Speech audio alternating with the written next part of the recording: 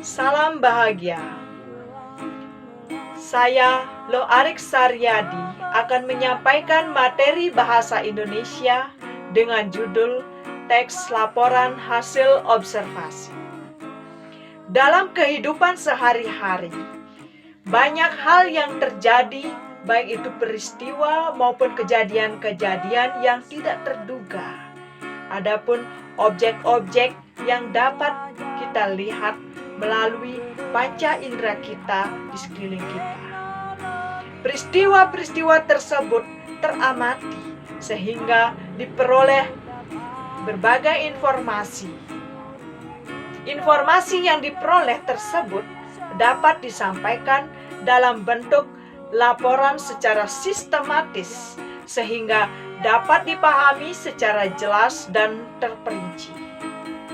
Teks laporan hasil observasi adalah laporan yang memaparkan ciri-ciri objek yang diamati secara rinci dan hal-hal yang bermanfaat dari objek tersebut.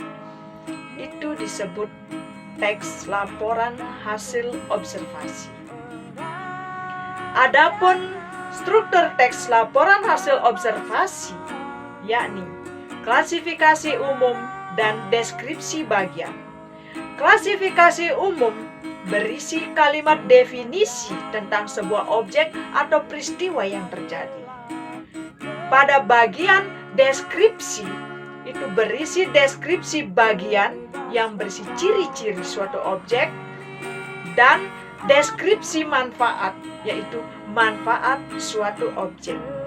Bagaimana kita bisa mengenali bahwa sebuah teks bisa dikatakan sebagai teks laporan hasil observasi? Caranya, yang pertama kita harus menemukan adanya gambaran objek yang cermat pada teks tersebut. Yang kedua, objek tersebut memuat tentang ciri fisik seperti warna, bentuk, ukuran, berat, dan sebagainya. Kemudian ada juga bagian atau ciri objek itu yang berupa ciri non-fisik. Biasanya adalah sifat atau watak objek itu. Sebagai contoh, batu berwarna hitam. Hitam adalah watak dari batu. Demikianlah kita bisa mengenali ciri-ciri teks laporan hasil observasi.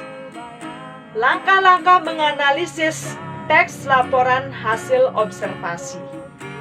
Yang pertama, membaca teks secara konsentrasi dan penuh pengamatan. Yang kedua, menganalisis setiap istilah atau setiap kata yang terdapat dalam teks itu. Yang ketiga, memahami kalimat definisi yang dituangkan oleh penulis teks laporan hasil observasi dengan baik.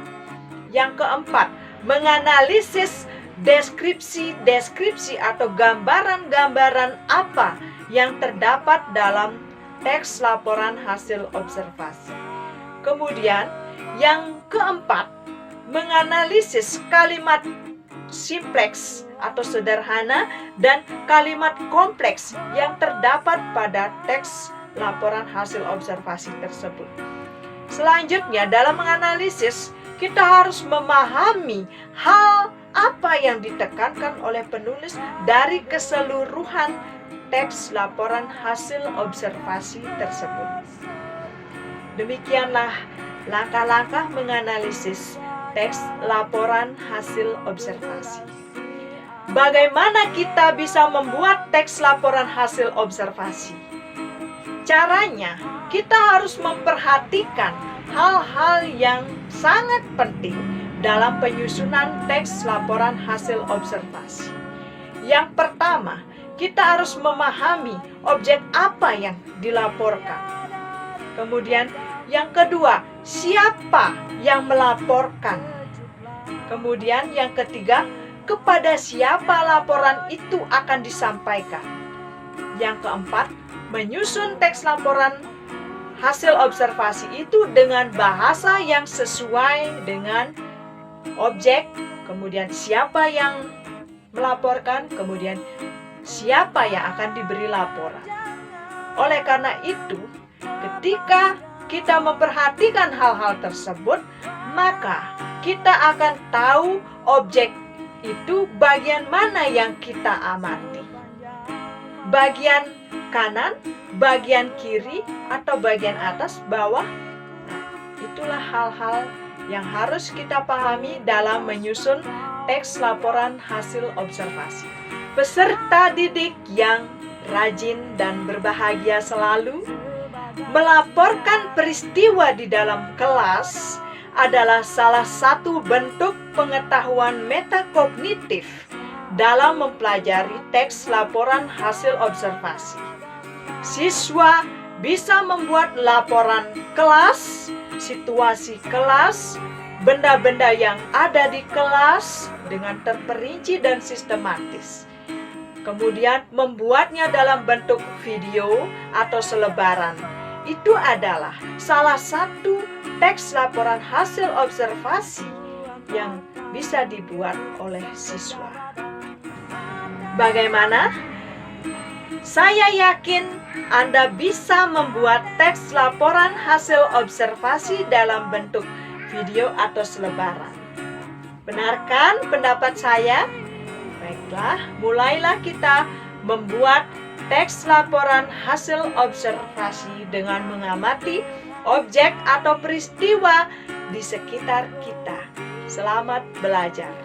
Semoga kita semua sukses dan selalu mendapat limpahan rahmat Tuhan Yang Maha Esa. Akhir kata, saya Loh Arik Saryadi menyampaikan terima kasih. Salam.